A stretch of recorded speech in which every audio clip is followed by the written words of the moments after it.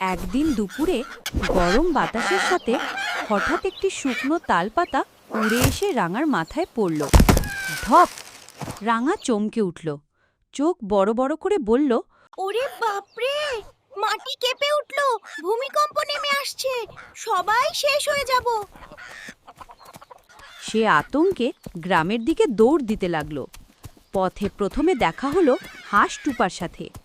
টুপা বলল, রাঙা, এত দৌড়াচ্ছিস কেন? দৌড়া টুপা, ভূমিকম্প আসছে, রাজাকে বলতে হবে। টুপা ভয় পেয়ে তার সাথে যোগ দিল।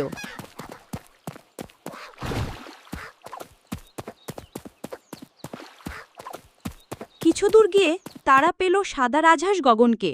গগন শুনে বলল, আমাকেও নাও, আমরা সবাই মিলে রাজাকে সতর্ক করব। হাঁটতে হাঁটতে পেরিয়ে গেল বাঁশঝাড়, খেজুর বাগান আর সরু খালপাড়। হঠাৎ রাস্তার পাশে গাছের ডালে বসা কবুতর পাপিয়া তাদের ডাকল। এত তাড়াহুড়ো কেন? কি হয়েছে? তারা একসাথে চিৎকার করে বলল, ভূমিকম্প আসছে। পাপিয়াও তাদের দলে যোগ দিল। দল যত বড় হতে লাগলো তত ভয়ও বাড়তে লাগলো। গ্রামের মানুষও চারপাশ থেকে তাকাতে লাগলো কি হচ্ছে, কিন্তু কেউ ঠিক করে কিছু জানে না।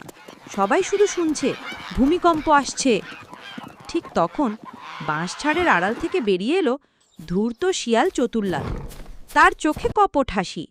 ওরে ওরে, তোমরা তো ভীষণ চিন্তায় আছো, কিন্তু যেই পথে যাচ্ছ সেখানে রাজা নেই। আমি শর্টকাট জানি, বনপথ দিয়ে গেলে 5 মিনিটেই পৌঁছে যাবে। ভয়ে কাঁপা প্রাণীরা একবারের জন্য ভাবল না। চতুরলালের কথা বিশ্বাস করে বনের গভীরে ঢুকে পড়ল। বনটা ছিল অন্ধকার, পাখির ডাক থেমে গেছে, হাওয়া যেন কানে ফিসফিস করছে। এক সময় তারা পৌঁছল একটি সরু গুহার সামনে। চতুরলাল মিষ্টি হেসে বলল, এই যে, ভেতর দিয়ে গেলেই সরাসরি রাজার উঠোনে পৌঁছে যাবে। আমি আগে যাচ্ছি, তোমরা আসো একে একে। প্রথমে টুপা ঢুকল। হুশ!